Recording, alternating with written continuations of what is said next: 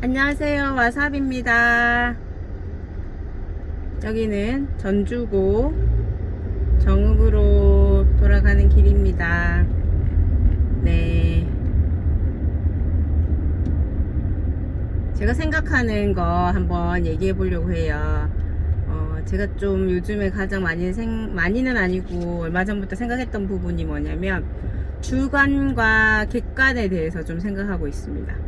우리는 많은 순간 객관적으로 말해서 말이야, 야 객관적으로 한번 생각해봐.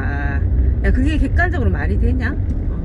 이렇게 객관이라는 것들을 되게 많이 뭔가 얘기하려고 하는데 과연 객관이 뭘까? 이런 생각을 좀 했던 것 같아요. 객관적이라는 게 있을까? 이런 생각이 들기도 하고, 왜냐하면 각자는 아무리 객관적으로 생각하고 보려고 해도 주관적으로 밖에 살 수가 없어요. 내 삶 속에서 내가 가진 관점만 가지고 있지 좀 다른 관점을 가질 수가 없잖아요. 상대방을 좀 이해해 보겠다 이렇게 말은 하긴 하지만 그래도 그건 한계치가 있는 거죠. 자기가 가진 관점 안에서 좀 이렇게 보려고 하는 거지. 그래서 우리 모두는 자기가 엄청 객관적이라고 이렇게 생각을 하지만 우리 모두는 주관적이다. 주관적이라고 생각하는 그게 좀 중요하지 않을까. 내가 객관적인 사람이라고 생각하니까 내 말은 옳고 상대방 의견은 좀 다른 것 같잖아요. 근데 우리는 주관적이다. 여기를 항상 지나올 때마다 여기 보면 좌우에 이렇게 나무로 된 이런 게 있거든요. 스위스에 어디에 가면 이런 비슷한 느낌의 드는 다리가 있어요. 카펠교인가? 그랬던 것 같은데 아무튼 그 느낌이 살짝 나서 저기만 지날 때마다 스위스를 좀 떠올리게 됩니다. 아무튼 그래서 우리는 모두가 주관적일 수밖에 없다. 그렇죠. 내가 생각하는 거는 나의 생각이다. 그와의 생각은 다를 수밖에 없다. 비슷한 사람도 있을 수가 있겠지만 그건 비슷할 뿐이지 보면 다 다른 거예요. 그런 거 있잖아요. 뭐 색깔로 해도 비슷한 컬러라고 느껴지지만 알고 보면 다 다른 거예요. 그래서 다 다르다. 주관적이다. 나는 주관적이다. 그래서 나의 주관을 내가 이야기한다. 그리고 상대방은 상대방의 관점이 있고 상대방의 주관이 있다. 요거를 좀 이해하면 되게 도움이 되는 것 같아요. 근데 사실 이해한다고 해서 바로 그렇게 되지는 않기는 한데 그래도 계속 기억해보는 거죠. 나는 객관적이라고 생각을 하지만 나는 나의 주관만을 가지고 나의 삶 속에서 나의 정답을 가지고 있고 나의 관점을 가지고 있다. 그도 그의 삶 속에서 그의 생각과 그의 관점과 그의 주관을 가지고 있다. 그래서 나와 그는 다르고 나는 나의 정답이고 그는 그의 정답이다. 설사 그게 이해하지 못하더라도 초중고등학교 이제 수업 들어가면 회복적 생활교육이라고 이렇게 서클로 동그라미 수업을 하게 되는데요. 그 동그라미 수업에서 하는 것들이 그거예요. 우리는 모두가 동그라미를 이렇게 생각을 해보면 시작과 끝을 정할 수 없이 모두 연결되어 있잖아요. 연결되어 있고 우리는 그렇기 때문에 서로 영향을 주고 받을 수밖에 없는 존재인 거죠. 그리고 또 우리는 각자 우리 안에 우리 삶 속에서 지혜가 있다. 선한 아름다운 지혜가 있다.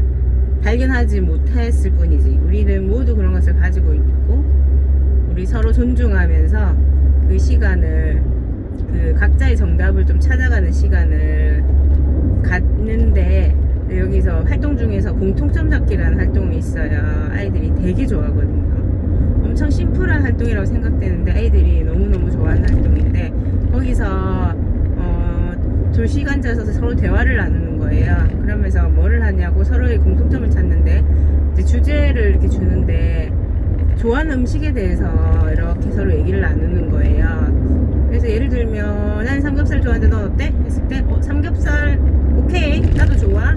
그러면 같이 둘이서 삼겹살이라고 적는 거죠. 근데 만약에 예를 들어서 나는 삼겹살 좋아하는데 넌 어때? 난 싫어.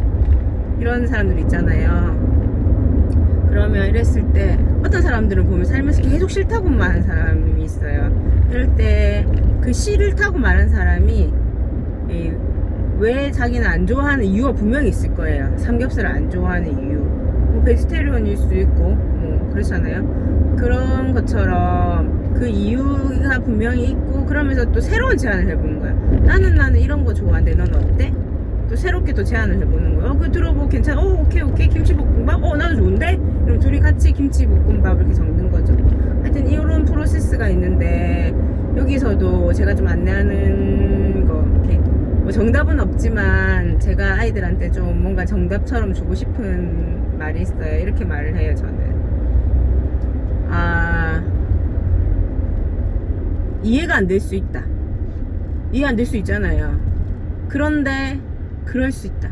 예를 들면 그런 거예요. 저는 애들이 뭐 회 좋아하는 사람 이렇게 하거든요. 근데 전체에 손을 들어봐요. 그럼 회 좋아하는 친구들이 있고 회를 싫어하는 친구들이 있고. 근데 저는 싫어한다고 손을 들거든요. 선생님 부산이 고향인데 왜 회를 싫어해요? 이렇게 말을 하거든요. 근데 저는 회를 싫어해요.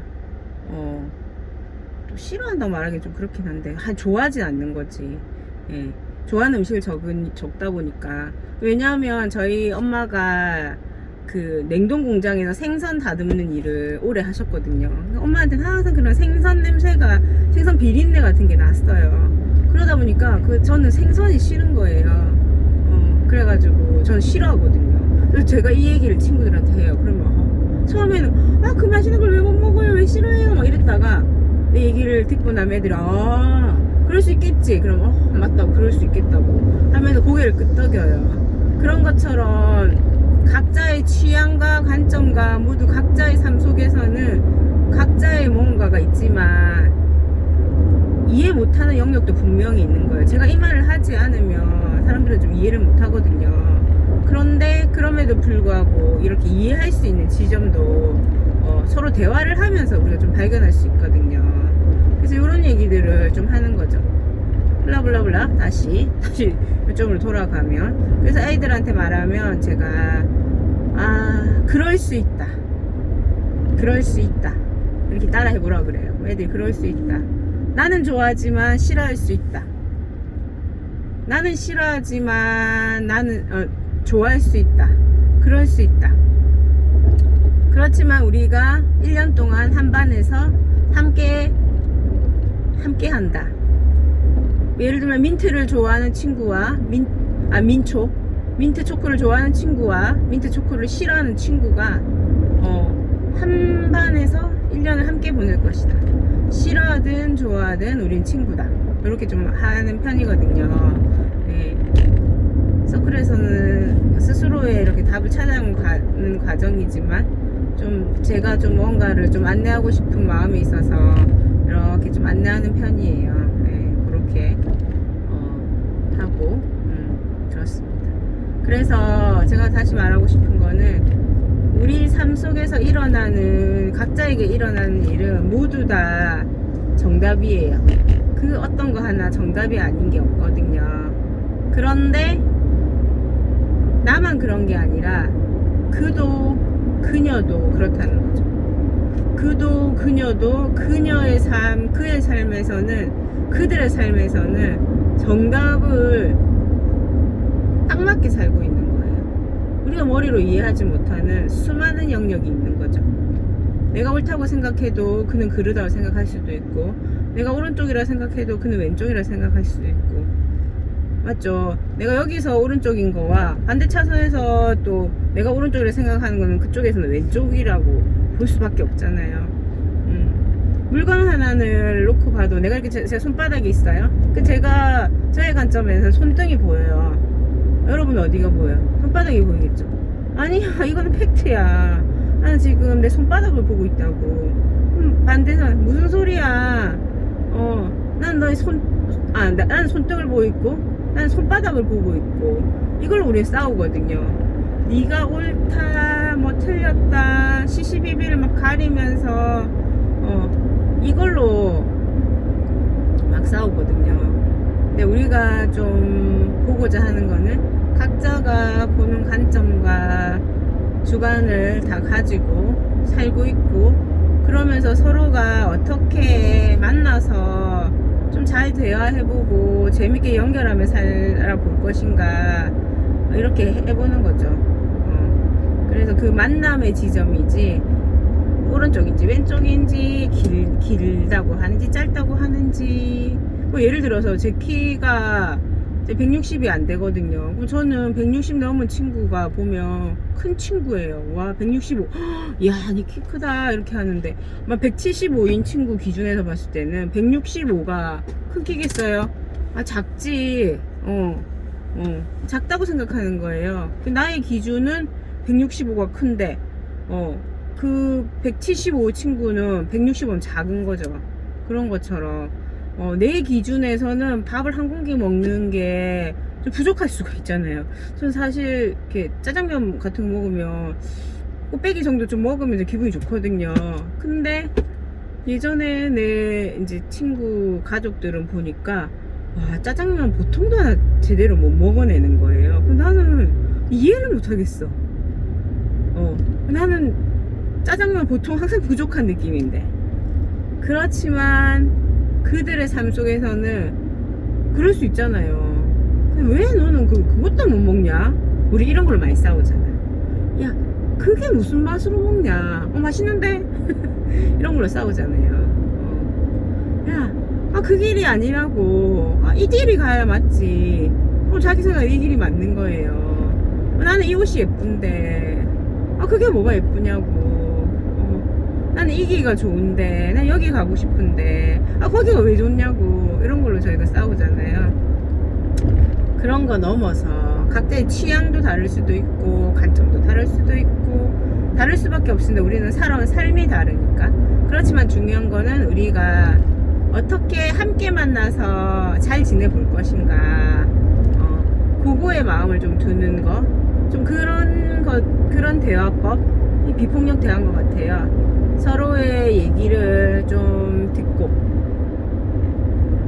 자기가 어떤지 좀 자기를 솔직하게 표현하고, 그러면 서로 이해하면서 어떻게 해볼 것인지 뭔가를 이렇게 제3의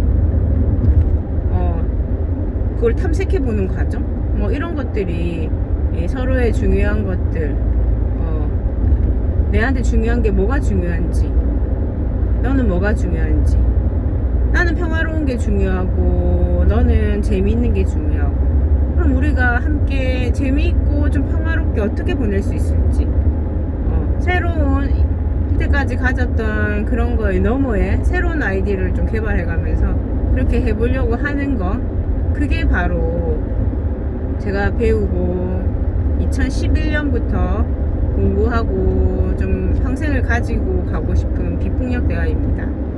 네. 그래서 우리의 관점은 항상 주관적이다. 좀 겸손해지는 것 같아요. 내가 사실 내 것만 옳다고 주장하려면 얼마나 힘이 들어가요. 지치고 그렇거든요. 같이 사는 세상인데 그도 옳고 나도 옳고 이러면 내가 할 수 있는 역할만 할 수 있잖아요. 그렇기 때문에 이 세상에서 서로 할 수 있는 만큼 그렇게 하는 것들, 그런 것들을 좀 바라보고 이렇게 하면 좋겠습니다. 잘 함께 해주셔서 감사합니다. 와사비입니다. 안녕.